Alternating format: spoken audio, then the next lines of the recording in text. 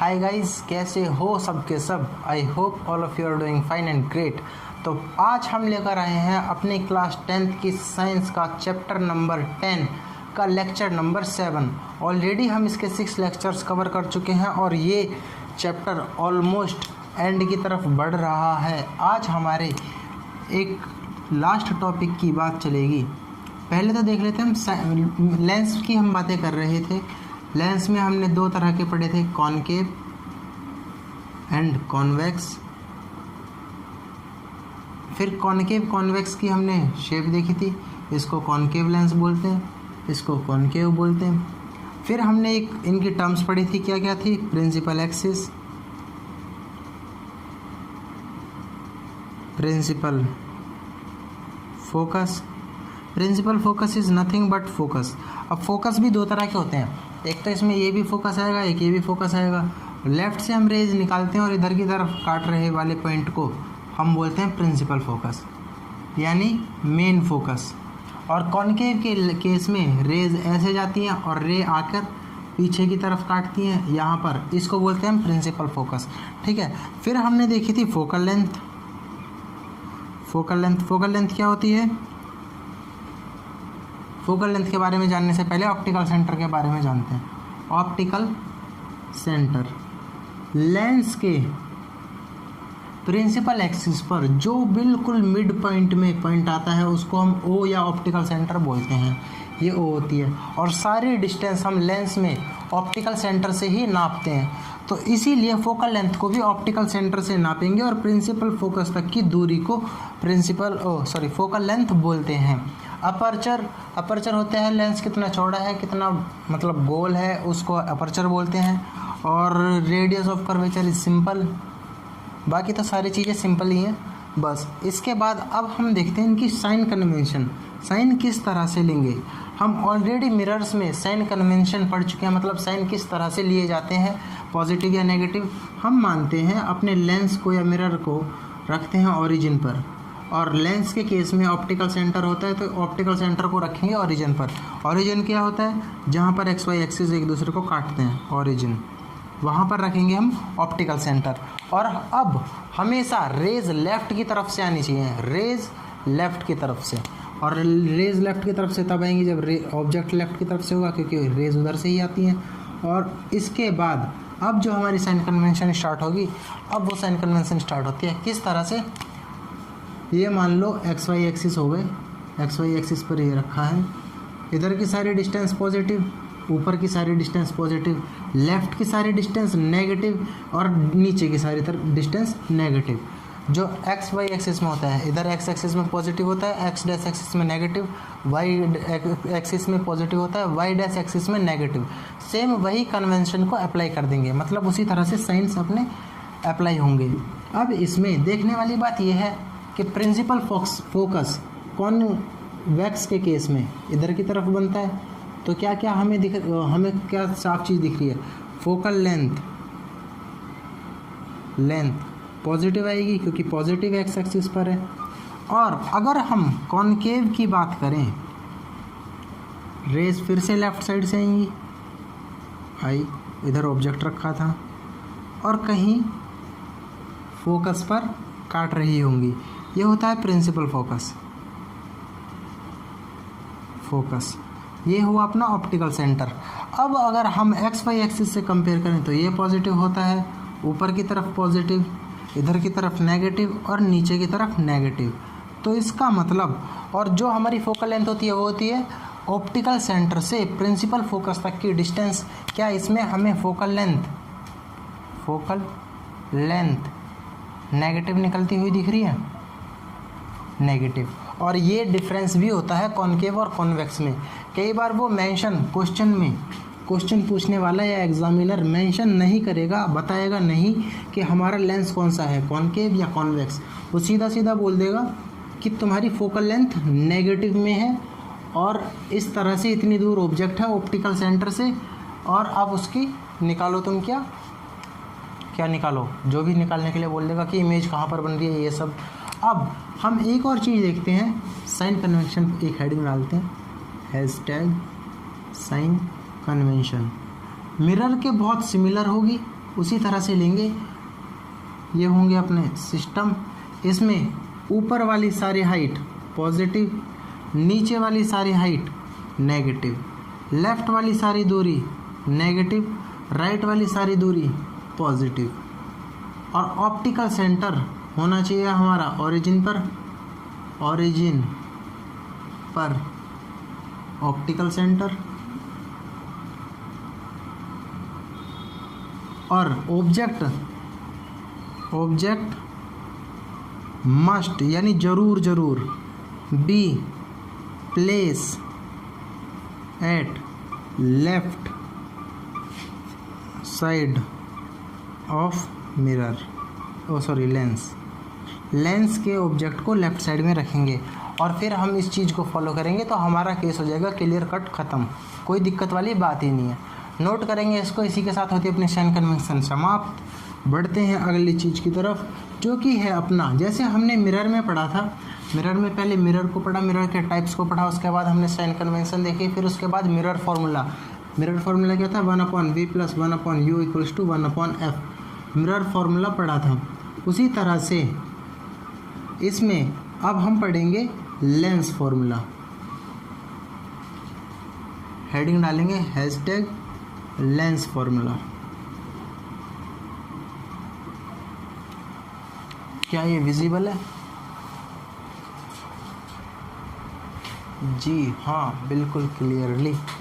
Lens formula बोलता है क्या रिश्तेदारी है, 1/v - 1/u = 1/f, और इसी को बोलते हैं लेंस फार्मूला।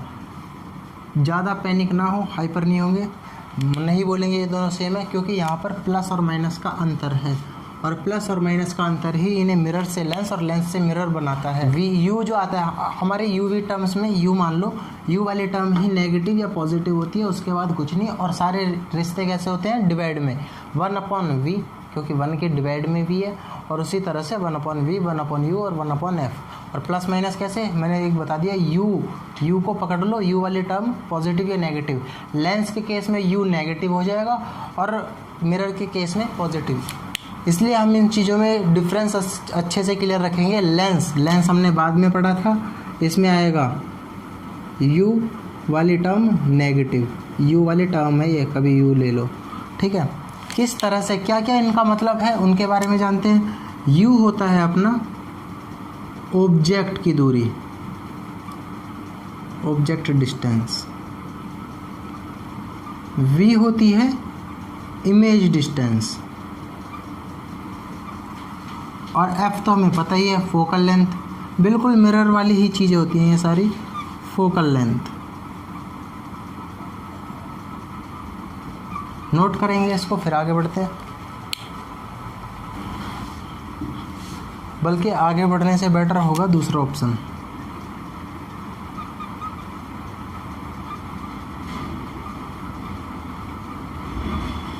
और एफ हमारी हो गई फोकल लेंथ।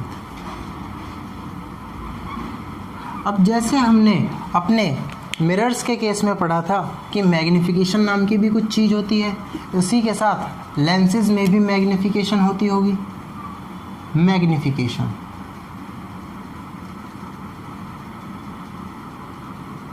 मैग्नीफिकेशन क्या बोलती है, मुझे एम से डिनोट करते हैं, और मैं होती हूँ height of image upon height of object. और हाइट ऑफ इमेज को हम h डैश से भी डिनोट करते हैं, और हाइट ऑफ ऑब्जेक्ट को h से। मैग्नीफिकेशन का ये फॉर्मूला भी होता है। और जब हम मिरर्स में पढ़ रहे थे, मैग्नीफिकेशन को ये बोलते हैं, ये मिरर वाला केस है, कभी दोनों को समझ लो, h dash upon h = -v/u, और इस केस में माइनस जाता है हट, और मैग्नीफिकेशन केवल होती है v/u। नोट करेंगे इसको, और फिर बढ़ते हैं आगे।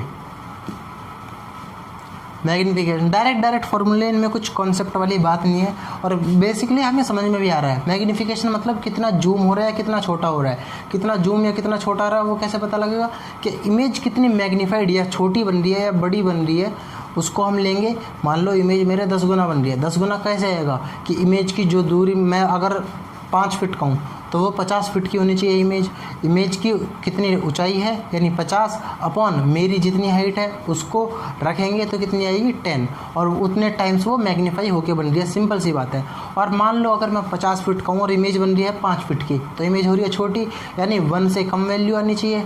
अब क्या करेंगे, इमेज की हाइट जो कि 5 फीट है और मेरी हाइट जो कि 50 फीट है उससे कैलकुलेट करेंगे तो निकल के आएगी 0.1 वैल्यू, यानी 0.10 टाइम्स छोटी हो रही है, इतनी वैल्यू निकल के आएगी। तो ये हो गई फीलिंग वाली बात। इसका एक और रिलेशन होता है कि हम इमेज की डिस्टेंस और ऑब्जेक्ट की डिस्टेंस से भी डायरेक्ट कैलकुलेट कर सकते हैं V/U फार्मूला लगाकर।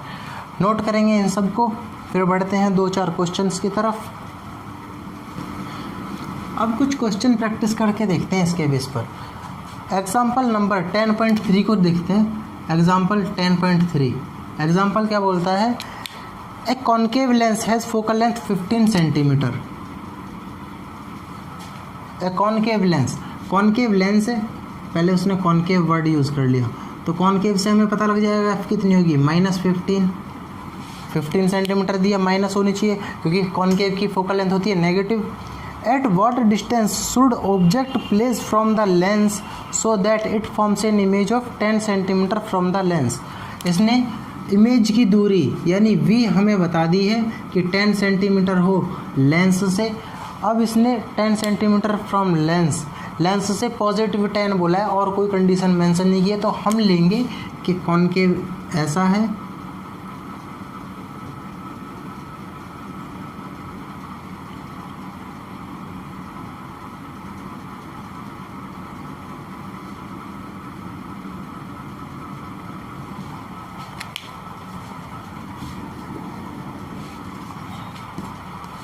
क्योंकि इसने 10 सेंटीमीटर बोली है तो हम क्या लेंगे कि कॉन्केव लेंस जो कि ऐसा लेंस होता है।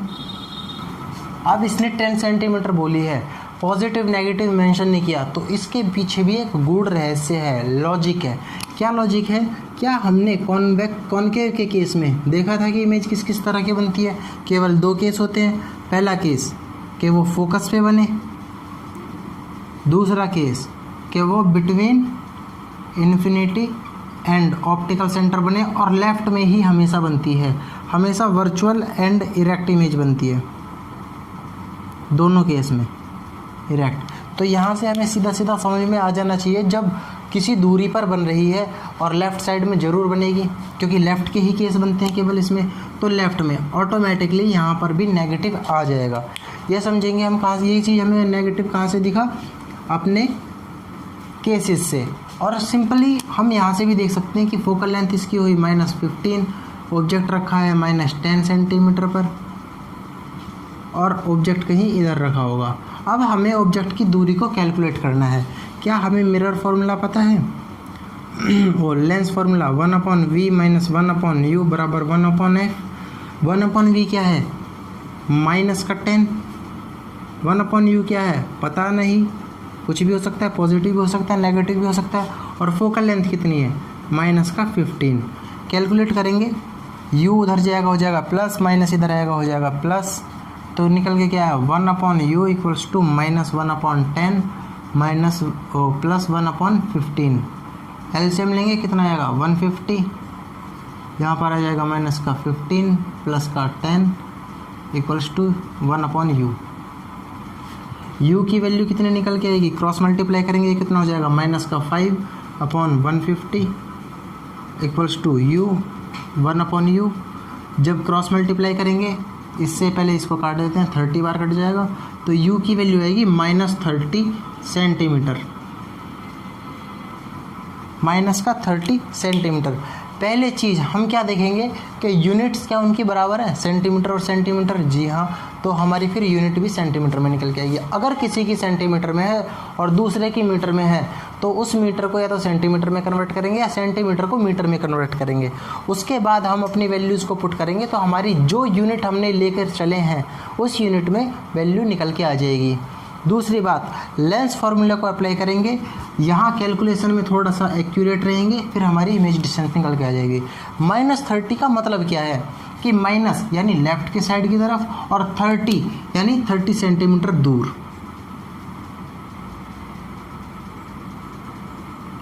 इधर की तरफ बन रही होगी इमेज, समझे? ओ सॉरी, ऑब्जेक्ट यहाँ पर रखा होगा तभी इमेज बन रही है। ठीक है, नोट करेंगे इसको। ये हो गया हमारा एग्जांपल नंबर 10.3। नोट कर लिया, कर ली वीडियो पॉज। अब बढ़ते हैं नेक्स्ट एग्जांपल की तरफ। नेक्स्ट एग्जांपल क्या बोलता है? एग्जांपल नंबर 10.4 ये बोलता है ए 2 सेंटीमीटर टॉल ऑब्जेक्ट की हाइट बता दी है इसने 2 सेंटीमीटर टॉल। अब ऑब्जेक्ट की हाइट हो गई positive, perpendicular to principal axis, principal axis के परपेंडिकुलर 2 सेंटीमीटर का ऑब्जेक्ट कॉन्वेक्स लेंस पर,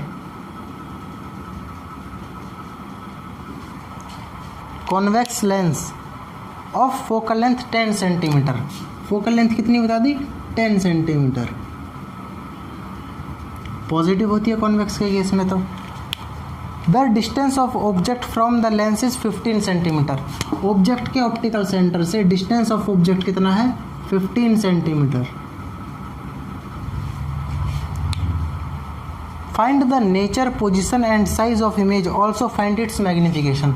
सारी चीज़ें निकालो जो निकाल सकते हैं। क्या हमें क्या क्या बताया हुआ है? ऑब्जेक्ट का distance -15 centimetre, focal length plus का 10 सेंटीमीटर, हाइट ऑफ ऑब्जेक्ट, बस ये चीज़ें दे रखी हैं। क्या हम v निकाल सकते हैं? जी हाँ, फॉर्मूला हमें पता ही है। v की वैल्यू हमें नहीं मालूम। u की वैल्यू कितनी है? -15 बराबर 1/10। माइनस माइनस हो जाएंगे प्लस, 1/v इक्वल्स टू, और उधर जाने के बाद हो जाएगा माइनस, तो 1/10 माइनस 1/15। अगेन v की वैल्यू कितनी निकल के आएगी? Positive 30 centimetre. कैलकुलेट कर लेंगे, वही वैल्यू निकल के आएगी। कैसे? एलसीएम लेंगे 150, ऊपर कितना जाएगा इधर? 15 माइनस 10, 15 माइनस 10 कितना होता है? 5/150, 5 से कट जाएगा 30 टाइम्स। अब 1/u क्रॉस मल्टीप्लाई करने के बाद u की v की वैल्यू निकल के आएगी 30 सेंटीमीटर। इसके बाद क्या हमें मैग्नीफिकेशन का फॉर्मूला पता है? मैग्नीफिकेशन बराबर h'/h। क्या हमें h' पता है? उसने कुछ मेंशन ही नहीं किया। दूसरा फॉर्मूला क्या होता है? v/u। ये हमें पता है, v भी पता है, u भी पता है। v कितनी है? 30, u कितनी है? -15, तो मैग्नीफिकेशन कितनी निकल के आ गई? -2। अब इसकी कोई यूनिट नहीं होती। -2 का मतलब क्या है? कि ऑब्जेक्ट जैसे खड़ा है जस्ट उसके उल्टी बनेगी। ऑब्जेक्ट अगर ऊपर की तरफ है तो इमेज नीचे की तरफ बनेगी, अगर ऑब्जेक्ट नीचे की तरफ है तो इमेज ऊपर की तरफ बनेगी, उल्टा बनेगी। माइनस का केवल ये मतलब होता है, -2।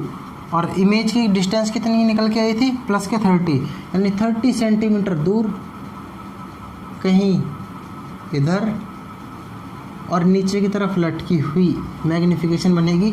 और मैग्नीफिकेशन उसने बोल दी 2। अब हम इसका मैग्नीट्यूड केवल ले लेंगे ताकि हमें वैल्यू कैलकुलेट करके मिल जाए। 2 यानी मैग्नीफिकेशन बराबर क्या होती है? h'/h। क्या हमें h पता है? जी हाँ, 2 सेंटीमीटर। तो h' कितनी निकल जाएगी? बल्कि मैग्नीट्यूड को हटा दो, सीधा साइन के हिसाब से लेते हैं, -2। तो h' कितनी निकल आएगी? इसकी h की वैल्यू डाल देंगे यहाँ पर 2 सेंटीमीटर। क्या h' माइनस का 4 सेंटीमीटर निकल के आई? माइनस के 4 सेंटीमीटर से मतलब क्या है? माइनस यानी नीचे की तरफ लटकी हुई 4 सेंटीमीटर, 4 सेंटीमीटर की हाइट वाली।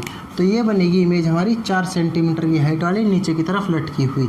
और ये है हमारी यहाँ से यहाँ तक की दूरी 30 सेंटीमीटर। और इसी के साथ इस क्वेश्चन का होता है ऑपरेशन सक्सेसफुल। क्या क्या फाइंड करने के लिए बोला था उसने? इमेज की दूरी, मैग्नीफिकेशन, इमेज की हाइट यानी साइज, और नेचर।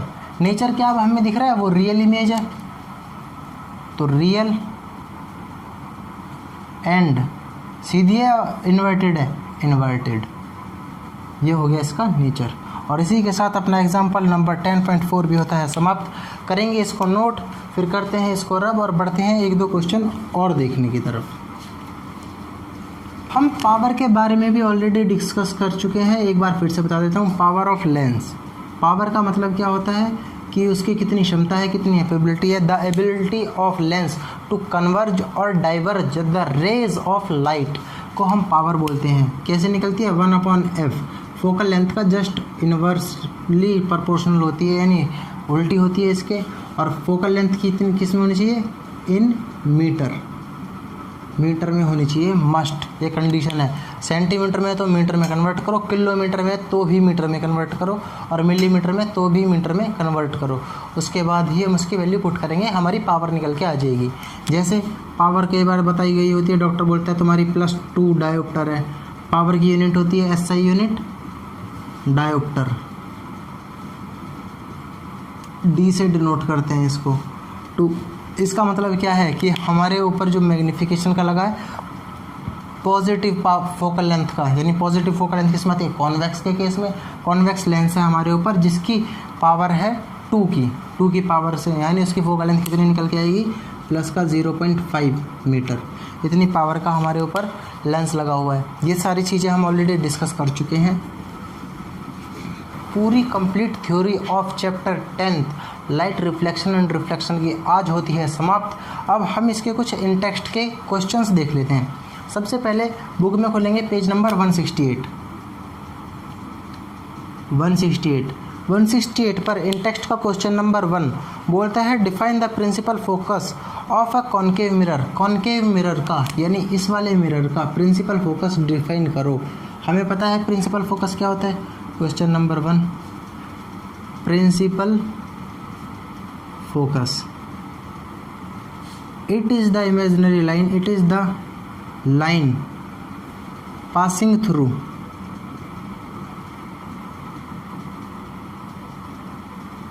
center of curvature, यानी कर्वेचर इसका जो सेंटर है मान लो यहाँ पर, ये हो गया इसका focus, and pole of the mirror के पोल के थ्रू, यानी इससे और ये होता है हमारा पोल से, दोनों से पास करके जा रही होती हुई लाइन को हम बोलते हैं प्रिंसिपल एक्सिस। दूसरा क्वेश्चन बोला है the radius of curvature of A spherical mirror is 20। Radius of curvature बोल दिया है उसने यहाँ से यहाँ तक की दूरी को 20 centimetre. What is it's focal length, इसकी फोकल लेंथ क्या होगी? क्या हमें पता था रेडियस बराबर 2f/, फोकल लेंथ बराबर रेडियस बटे 2। रेडियस कितनी दे रखी है? 20, तो 20/2, यानी क्वेश्चन नंबर 2 का आंसर नंबर 2 हो जाता है f = r/2। f रेडियस दे रखी है हमें 20/2, यानी 10 सेंटीमीटर की उसकी हो जाती है फोकल लेंथ। फोकल लेंथ निकल के आ गई। क्वेश्चन नंबर 3 क्या बोलता है? Name a mirror that can give an erect and enlarge image of an object. Erect image कौन देता है और एनलार्ज इमेज कौन देता है? बड़ी और इरेक्ट इमेज कौन देता है? हमेशा इरेक्ट इमेज कॉनकेव के केस में, कॉनकेव मिरर के केस में, मिरर एप्रोप्रिएट वर्ड होगा, कॉनकेव मिरर के केस में केवल एक बनती है जब F और P के बीच में ऑब्जेक्ट को ला के खड़ा कर दो, तब एनलार्ज और इरेक्ट इमेज बनती है। लेकिन कॉन्वेक्स मिरर के केस में हर इमेज जो बनती है वो हमारी इरेक्ट ही बनती है, लेकिन छोटी इमेज बनती है। तभी तो उसको हम गाड़ियों की साइड में यूज़ करते हैं ताकि उसका फील्ड ऑफ व्यू बढ़ जाए, यानी देखने की क्षेत्र बढ़ जाए। इसीलिए हमारा कॉन्वेक्स आंसर ना होके होगा आंसर कॉनकेव, क्योंकि इसमें इन्वर्टेड तो बनती है, साथ के साथ वो बड़ी भी बनती है, लेकिन कॉन्वेक्स बड़ी इमेज नहीं बना पाता। तो आंसर आएगा आंसर नंबर 3। क्या इधर लिख दूँ? कॉनकेव मिरर, ये 3 है mirror. Question number 4 why do we prefer a convex mirror as a rear view mirror in vehicles. हम व्हीकल्स में रियर व्यू मिरर की जगह कॉन्वेक्स मिरर को ही क्यों प्रेफर करते हैं, कॉनकेव को क्यों नहीं? पहली बात, इफ वी यूज़ कॉनकेव, अगर कॉनकेव को यूज़ करते हैं तो मिरर फॉर्म्स इन्वर्टेड इमेज। भाई मान लो तुम गाड़ी के साइड में रियर व्यू मिरर में एक कॉनकेव मिरर यूज़ कर लो, यानी गोल चम्मच वाला मिरर यूज़ कर लो। अब गाड़ी ऐसा तो नहीं है कि फोकस और पोल के बीच में ही आके बैठे, तभी तुम्हें दिखेगी बड़ी और सीधी इमेज। गाड़ी कुछ दूर भी होगी, फोकस पे भी आएगी, सेंटर पर भी आएगी, इन्फिनिटी पर भी होगी, तो गाड़ी उल्टी लटकी हुई दिखेगी। अब तुम्हें मान लो गाड़ी में बैठे हो, साइड के मिरर में देखा और पूरी दुनिया उल्टी दिख रही है, तो ऐसा तो नहीं चलेगा ना, हम वो नहीं चाहते, इसलिए इन्वर्टेड इमेज फॉर्म करती है, इसलिए हम उसे नहीं यूज़ करते। दूसरा केस, उसमें हो सकता है इरेक्ट भी बन सकती है, लेकिन फील्ड भी तो छोटा हो जाता है कि तुम्हें उल्टा तो लटका हुआ दिखेगा लेकिन दिख रहा केवल एक ट्रक है, साइड में से एक और गाड़ी है, उसने तुम्हारी गाड़ी में ठोक दी या तुम्हारी बाइक में ठोक दी, ऐसा भी नहीं चाहेंगे। इसलिए if we use convex mirror, अगर हम कॉन्वेक्स को देखते हैं मिरर, तो इट फॉर्म्स, बनाएगा कैसी मिरर इमेज, इरेक्ट यानी सीधी खड़ी हुई, and give us large field of view,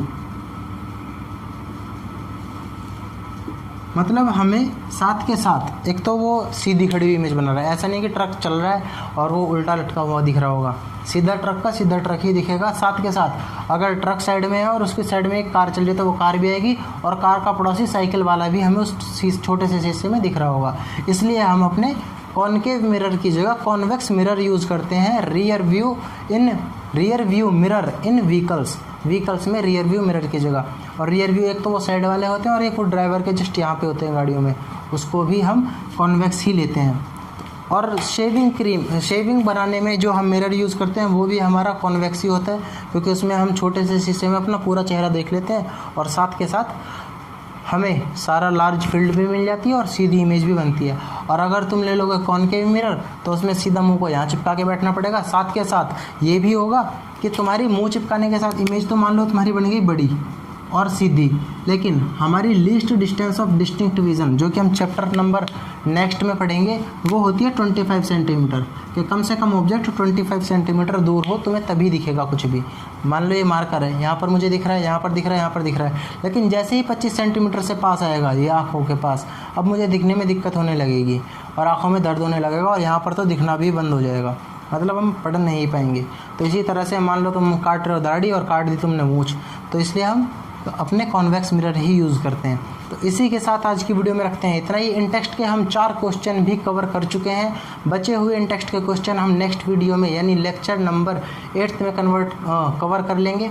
उसके बाद मोस्ट प्रोबेबली एक लेक्चर और आएगा, लेक्चर नंबर 9, जिसमें हम एक्सरसाइज के सारे क्वेश्चन को एक ही वीडियो में कवर अप कर रहे होंगे। तो आज की वीडियो में रखते हैं इतना ही। आई अगेन टेल यू कि प्लीज़ अगली वीडियो में आने से पहले अपने पूरे चैप्टर का एक ज़रूर रिवीजन देकर आना, क्योंकि हम अगले लेक्चर में क्वेश्चन सॉल्व करेंगे जहाँ पर कॉन्सेप्ट की बहुत ज़्यादा डिमांड होगी। और कॉन्सेप्ट यानी हर फॉर्मूले तुम्हारी टिप्स पे होने चाहिए, हर फॉर्मूला याद होना चाहिए, साथ के साथ ये भी पता होना चाहिए पॉजिटिव और नेगेटिव किस तरह से आते हैं। डजेंट मैटर ये वीडियो तुम आज देख रहे हो, कल देख रहे हो या 1 साल बाद देख रहे हो, जब भी देख रहे हो थोड़ा ब्रेक लो, चाहे 1 दिन बाद या 2 दिन बाद पढ़ लेना अगले लेक्चर को, पर पहले हम अपने रिवीजन ज़रूर लेंगे, उसी के बाद अगली वीडियो में प्रोसीड करेंगे, तो हमें उसका 110 टाइम्स ज़्यादा बेनिफिट होगा। इसी वीडियो को रखते हैं यहीं पर और आज की वीडियो में रखते हैं केवल इतना ही। तब तक मिलते हैं अगली वीडियो में, तब तक के लिए स्वस्थ रहें, मस्त रहें और पढ़ाई ज़रूर करते रहें। स्टे होम, स्टे सेफ, क्योंकि कोरोना काल चल रहा है। ये वीडियो तभी के सूटेड है, अगर आप बाद में देख रहे हो तो मौज मार सकते हो। मिलते हैं अगली वीडियो में, तब तक के लिए बाय बाय।